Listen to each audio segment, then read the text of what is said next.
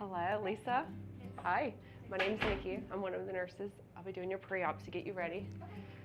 All right, so we kind of bring you in today to go over what to expect for the day of the procedure and how to prepare. So we have you look over the consent today. You'll also do it the day of the procedure. So it's for the otoplasty. If you have any allergies, you will list them on the second page, and then you will sign date and time. For today's date and time, you will also do this the day of the procedure. Okay? So take your time and look over that.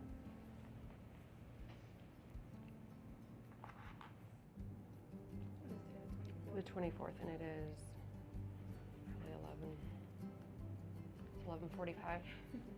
Thank you for coming in later. That helped a lot. It was kind of better for me anyway, Oh, honestly. it worked out good for everybody then. I was like, oh, I hope she's not on her way. I was like, I'm glad they called me did because I was about to leave because I live in Dayton, so it's like Oh, 50. Oh, yeah, almost an hour, probably with traffic at that point, an hour maybe. Okay, so do you have a primary care doctor that you see? We won't contact them, but just if we need to. No. And any allergies?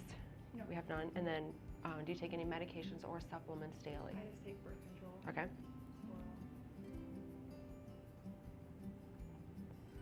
And you're obviously fine to continue taking that. Do you drink or smoke? I occasionally drink. Okay, so no to smoke. No. Good. About how much drink?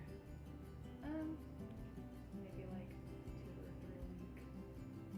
Perfect. And any medical illnesses that we need to know about? Mm-hmm.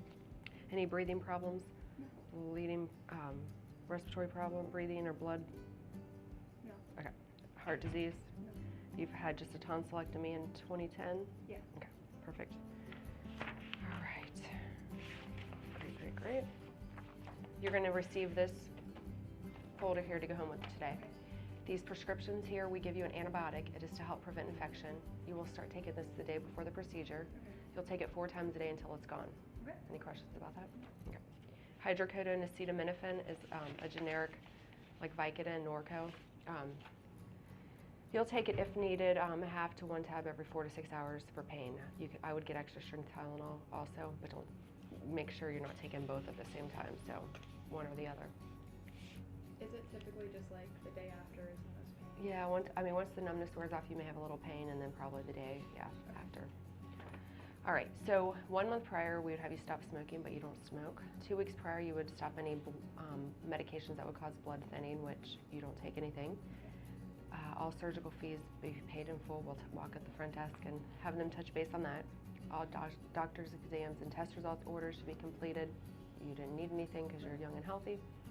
We do recommend that you begin taking a multivitamin and 500 milligrams of vitamin C. It'll just help diminish bruising and swelling. Okay. If you want to take that, you I can. occasionally take a multivitamin, but I just don't take it Regularly, yeah. Yeah. We want you to avoid sun exposure, so 2 weeks prior and then actually a month after. Make transportation arrangements for the day of the procedure, so someone will bring you here. Expect to be here about 3 to 4 hours, and then they'll take you back home. You'll leave with a dressing, wrapped on around your head like a headband type, and that'll be removed the next day. Would I be okay to drag myself the next day, do you think? I think so, as long as you haven't taken the narcotic pain medication and the dressing isn't blocking any of your vision or anything like that. Let us know immediately if you develop a cold, sore throat, fever, blister, any skin eruption. It may not cancel your surgery, but we may order additional things for you. On your multivitamin, if you do start taking one, just make sure that it doesn't contain more than 200 IUs per day of vitamin E. Okay? So from 2 weeks prior to the procedure until that, you would stop taking aspirin, Motrin, anything like that for headaches. You would just take Tylenol. It's a blood thinner. Let's see. We will get you a mild baby shampoo for you to wash your hair with after the procedure. We just don't want any harsh shampoos in the suture line. Your dressing will stay dry until you come in the next day, so you wouldn't even do any washing of your hair until after it's removed. It says you have been given a prescription for an antibiotic. Begin taking this the day before the surgery and take it until it's gone. Here it says exception, do not take morning of surgery if you're having anesthesia. Well, you're not, you're having a local anesthetic. So you can eat and drink actually. Okay. So we do the schedule a week ahead of time. We will call you next week to let you know your arrival time. Okay. Okay. We want you to wash your hair. Do not apply products. Remove all makeup, wigs, jewelry, bobby pins, all that good stuff, any dark nail polish. You'll want to wear a shirt that buttons or zips up front because we don't want you pulling clothes over your head and Right. messing up your dressing. You'll wear comfortable bottoms because you're going to keep your bottoms down on. So we'll just put a little t-shirt gown on you for the procedure. And what else? Maybe wear a hoodie. We can give you a scarf, or if you want to wear a hoodie just in case you see anyone out in the waiting area. We'll take you out the side door, but it still comes out in the main lobby there. Go ahead and eat breakfast that morning. Nothing real heavy, just something, you know, toast, granola, whatever, cereal. And then you can drink. I wouldn't drink like a ton of coffee or a lot of water, just so you don't have to get up and use the restroom during the procedure. So basically you'll check in, we'll do photos, we'll take you back into the room, go over a little bit of paperwork again, have you put your little gown on, give you medications to relax you like Valium, that's why you'll need a driver.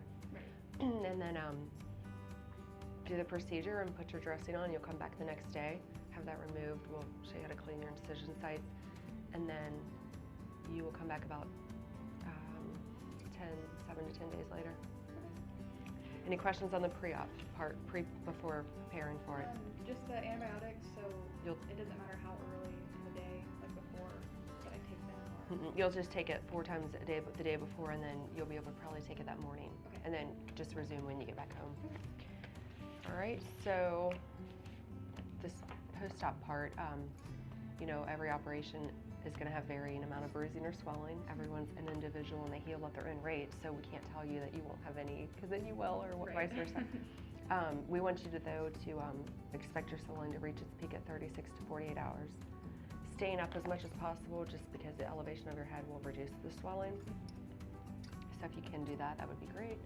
Avoid bending or lifting anything heavy for 1 week, because raising your blood pressure causes more bruising or therefore it leads to bruising.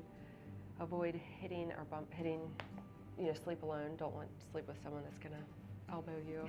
Animal, spouse, children, anything like that. Okay.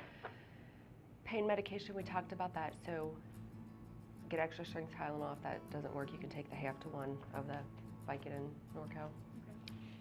And if you do take the narcotic pain medication, I would get a mild stool softener, because they can be constipating if you've ever taken them before. Drink lots of water with it.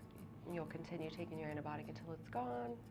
If bleeding does occur, you would go to bed, elevate your head, and apply cool compresses. Have someone call the office. We will show you at your 1-day post-op how to clean your incision sites. So don't worry about all that until then, because there's a lot of information beforehand. And then this just talks about you would want to wear pullover or button or zip up clothes for 2 weeks post-operatively, just so you don't disturb the incisions as you're pulling clothes off. Do you work? Typically, patients are back to work in 5 to 8 days, depending on the amount of physical activity and public contact. No golfing, swimming, or strenuous activity for 4 weeks. Coloring, you could do your hair, color your hair. Typically 3 to 4 weeks after surgery, so a lot of patients will schedule to have it done right before they come in. Okay, there you go. Upon removal of the initial dressing, so an athletic headband must be worn continuously for 10 days, and then at bedtime for 3 more weeks. Okay. Avoid trauma to the area for 1 month following the procedure, and you may resume swimming 10 days post-operatively. Should I avoid sleeping on my side? If you can, you would want to sleep elevated. Some people would get like an airplane type pillow, so that it keeps them from, you know. To do that, I usually sleep on my side, so Yeah, maybe it's gonna be hard. get So used maybe to- get Tylenol PM to help with you sleeping. Okay. So, because it may be hard to sleep with a little elevation. Right. Let's see. After all sutures have been removed, the scars will appear a deep pink color. There will be a varying amount of swelling in and around the scars themselves, which may cause temporary unevenness of the edges of the incision. With passage of time, the firmness of the scar will soften and the pink areas will fade to white. You know, it could take 6 months to 1 year to finally reach what it's going to look like. So don't be alarmed when we take the dressing off and it's not going to look like what it will look like. Right. So, any other questions? I don't think so. All right. Great, great, great. So just all you have to really do is get your prescriptions filled prior and start taking your antibiotic the day before. There's your folder. I'll go get you a little bag of goodie stuff with Is the prescription already included in what I'm paying, or will I have to pay for that also? it'll be separate, yeah. Okay. So, just take it to a pharmacy and do you have insurance for? I do have insurance. I just don't know if it'll cover it or not. I don't have very good insurance. Oh, That's what I should say. do they do prescription coverage? I thought they did, but when I tried to use it last time, it wouldn't take Really? it, so I'm not sure. I know I have patients that'll say, "Is it going to cover it because I'm having a cosmetic procedure done?" I'm like, "How would they know?" Right. You know, you would just go get an antibiotic filled and then a pain. You know, they never ask what it's for, do they? No. Yeah. So, yeah, I don't know. I don't know that end. But all right. Yes, no kidding. I will grab Mark. I think he's coming back in. It was nice to meet you. And call us at any time if you have any questions or concerns. Okay. All right. Thank you.